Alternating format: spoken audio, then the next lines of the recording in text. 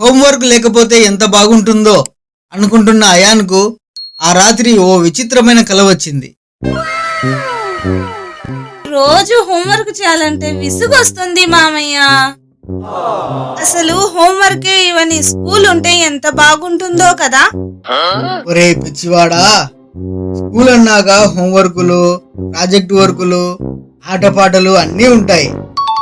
అవన్నీ ఉంటేనే కదా స్కూల్ బాగుంటుంది.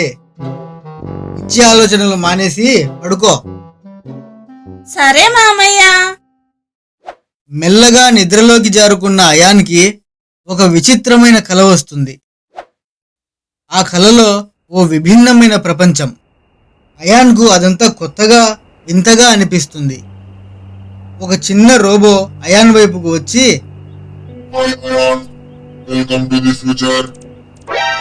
అయాన్ చూస్తుండగానే ఒక పెద్ద డ్రోన్ వచ్చి తన ముందు నేలపై దిగుతుంది.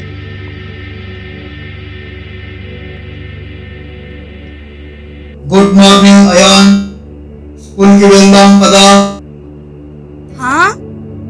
స్కూల్ కి డ్రోన్ బస్సా? ఇది సూపర్. ఇలాగైతే రోజు స్కూల్ కి వెళ్తానబ్బా. అయాన్ డ్రోన్ లోకి ఎక్కి స్కూల్ కి బయలుదేరాడు. ఇదేం లోకం రా బాబు, ఇలా ఉంది. స్కూల్లోకి అడుగు పెట్టాడు. ముందు చూస్తే ఓ హ్యూమనాయిడ్ రోబో టీచర్.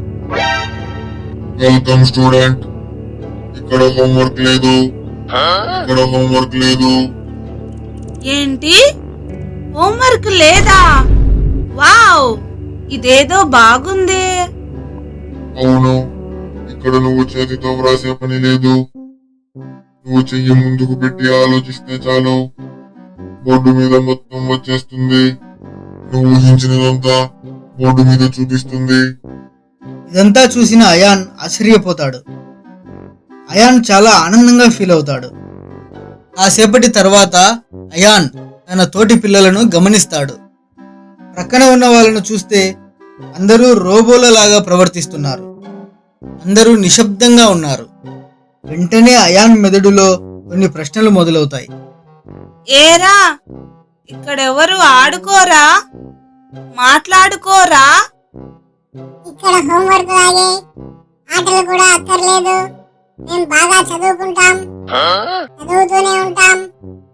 ఊరికే కూర్చొని చదువుతాంటే తినిందెట్ట అరుగుతాదిరా. సర్లే కాని, పొద్దునేం తిన్నావు? మేము అన్నం తినము, ఛార్జింగ్ తింటాం. ఒరేయ్, ఏంట్రా మీరంతా ఇలా ఉన్నారు? ఇక్కడ ఆటలు లేవు అంటే ఆరోగ్యం లేదు, ఇక్కడ మానవత్వం లేదు. నాకొద్దు, ఈ ప్రపంచం నాకొద్దు. మామయ్య, ఎక్కడున్నావు? నన్ను రక్షించు. అప్పుడే అలారం మోగిన శబ్దం. కలలో నుంచి బయటికి వచ్చిన అయాన్ కళ్ళు తెరవంగానే తన ఎదురుగా మామయ్యను చూస్తాడు.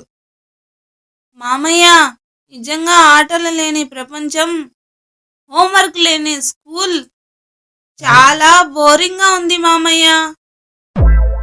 మరి ఇప్పుడు అర్థమైందా ఆటలు లేని స్కూల్ ఎంత బోరింగ్గా ఉంటుందో? హోంవర్క్ లేని చదువు కూడా అలాగే ఉంటుంది. మన చేతులతో మనమే హోంవర్క్ చేస్తే అది మైండ్లో గుర్తుండిపోతుంది.